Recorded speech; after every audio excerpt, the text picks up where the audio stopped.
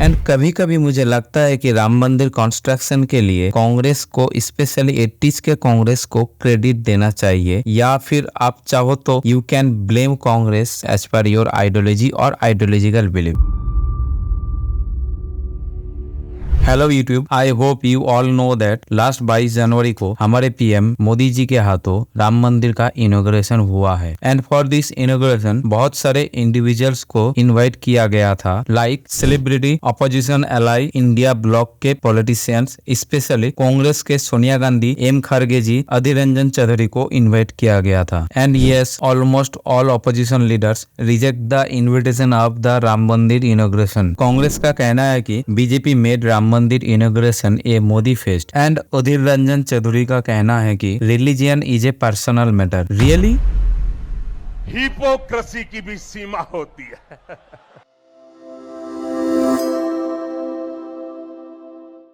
अगर आपको बाबरी मस्जिद एंड राम मंदिर का हिस्ट्री के बारे में जानना है then you can check my last video, and मैं आई बटन पे वो वीडियो ऐड कर दूंगा। दोस्तों, एक्चुअली में रिलीजन पर्सनल हो तो बेटर है for the state, but in reality political leaders religious sentiments को यूज करता है अपने फायदे के लिए, एंड कांग्रेस रिलीजन को पॉलिटिकली यूज करने के मामले में not much different from other party. Like आजादी से कांग्रेस राम मंदिर के मामले में कंफ्यूजन में रहता हुआ आया है। 1949 में जब रामलला का मूर्ति बाबरी मस्जिद में प्लेस किया गया था, that time also some congressman was threatened to leave Congress if the idol was removed from Babri Masjid. Then 80s के दशक में before BJP's entry to Ram Mandir conflict, Ram मंदिर का डिमांड क्लियरली दिखाई देता है within the Congress party, specially north Indian और UP leaders में। लाइक 83 में Gandhian leader Gulzarilal Nanda established Ram Janmotsav Samiti on Ram Navami.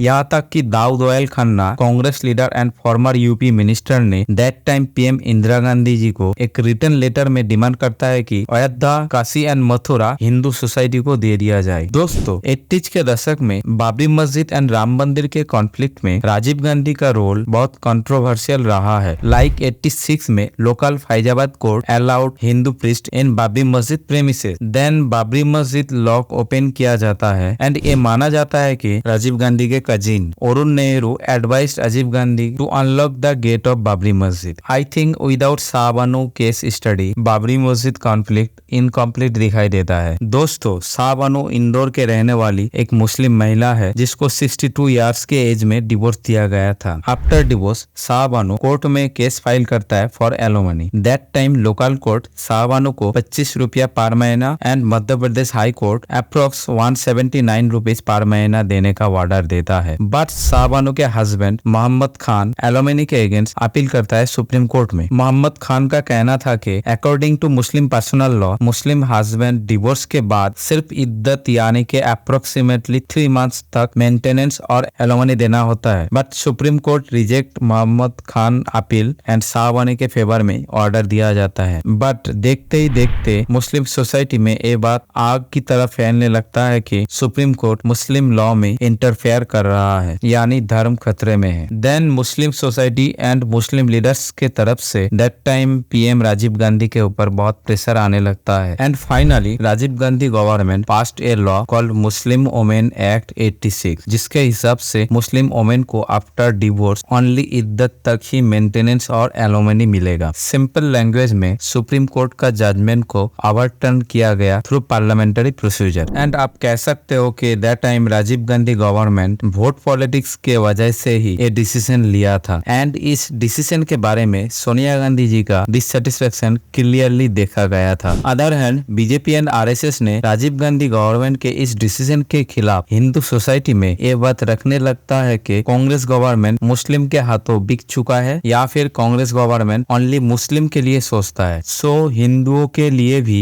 Again धर्म खतरे में है वाला सिचुएशन। एंड पॉपुलर बिलीव यही है कि राजीव राजीव गांधी हिंदू सोसाइटी के इस गुस्से को थोड़ा कम करने के लिए बाबरी मस्जिद का ताला खुलवाया था, यानी कि अगेन वोट पॉलिटिक्स।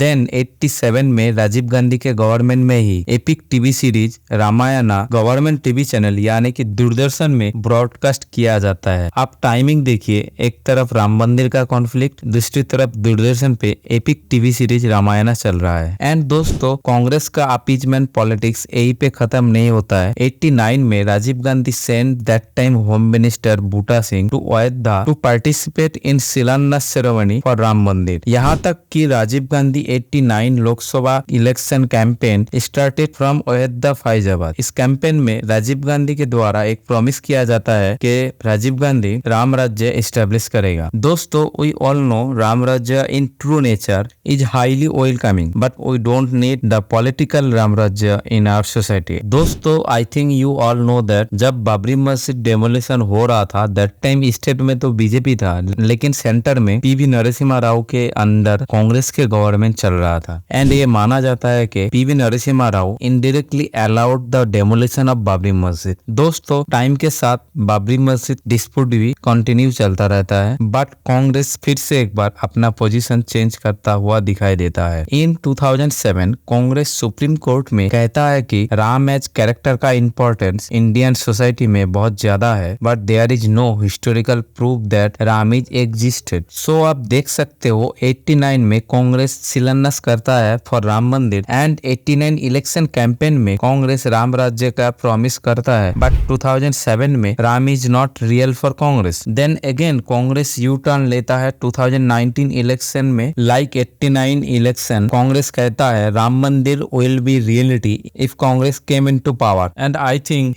हिपोक्रेसी की भी सीमा होती है।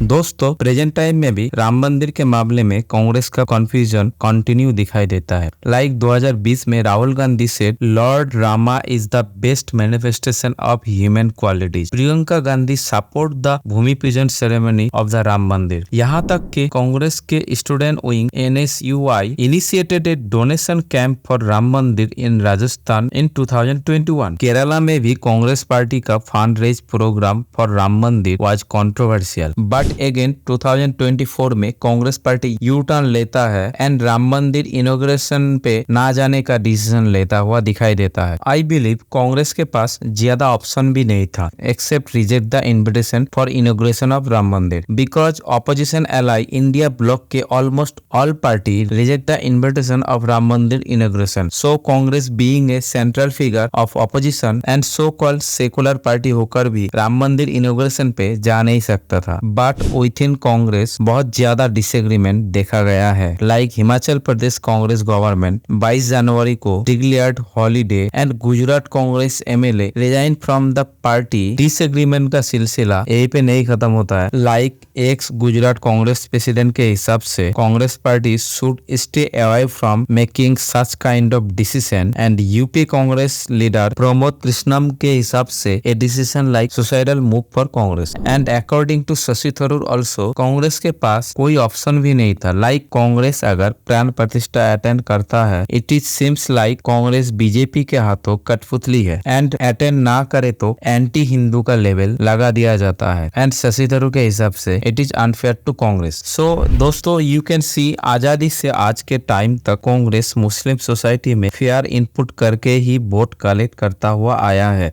एंड प्रेजेंट टाइम में बीजेपी सेम वे में हिंदू सोसाइटी में फेयर का माहौल क्रिएट करके लाइक धर्म संकट में है क्रिएट करके वोट कलेक्ट करता हुआ दिखाई देता है। So I don't know Congress ideologically confused है या वोट बैंक पॉलिटिक्स है, या फिर टाइम के हिसाब से कांग्रेस का आइडियोलॉजी चेंज हो जाता है। I don't know, but surely throughout the time Congress is confused in terms of Ram Mandir. And कभी कभी मुझे लगता है कि राम मंदिर कंस्ट्रक्शन के लिए कांग्रेस को, स्पेशली 80s के कांग्रेस को क्रेडिट देना चाहिए, या फिर आप चाहो तो you can blame Congress as per your ideology or ideological belief. Thank you. Hope you like the video and please like, share and subscribe my channel. Thank you.